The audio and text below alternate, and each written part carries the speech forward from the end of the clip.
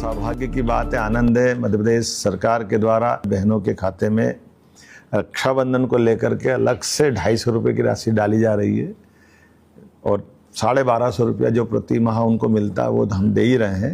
अर्थात इस महीने 1500 मिलेंगे। मैं सभी बहनों से अपील करता हूँ, ये 250 रुपये से आप स्वयं अपने लिए कोई गिफ्ट लाएं, साड़ी लाएं या कोई भी चीज़ लाएं। ये भाई की ओर से माननीय हमारी सारी बहनों के लिए मेरा अपना सब प्रेम आपके प्रति हमारा मन का भाव है कि बहनों के हाथ में कुछ न कुछ भेंट देना चाहिए। ये भेंट आपको दे रहा हूँ। मैं उम्मीद करता हूँ कि बहनों का आशीर्वाद हमको मिलेगा, हमारी सरकार को मिलेगा।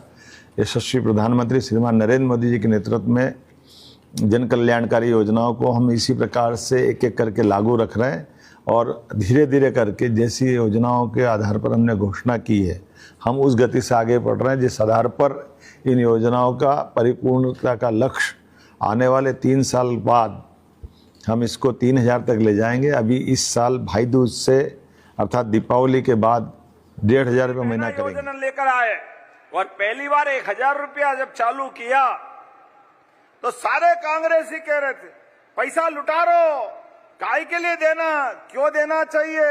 अरे भैया, तुम्हारे घर में भी बहन है कि नहीं है? बहनों के जीवन में 2 पैसे हाथ जाए तो बहनें उस घर के लिए अपनी जान की बाजी लगा करके 1-1 रुपया घर में बच्चों के लिए, पूरे परिवार के लिए वो खर्चा करती।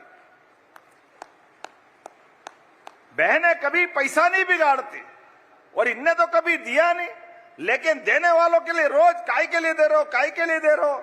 और इस भाव के आधार पर कहा कि तो केवल चुनाव जीतने की बात कर रहे हैं, चुनाव के बाद बंद कर देंगे।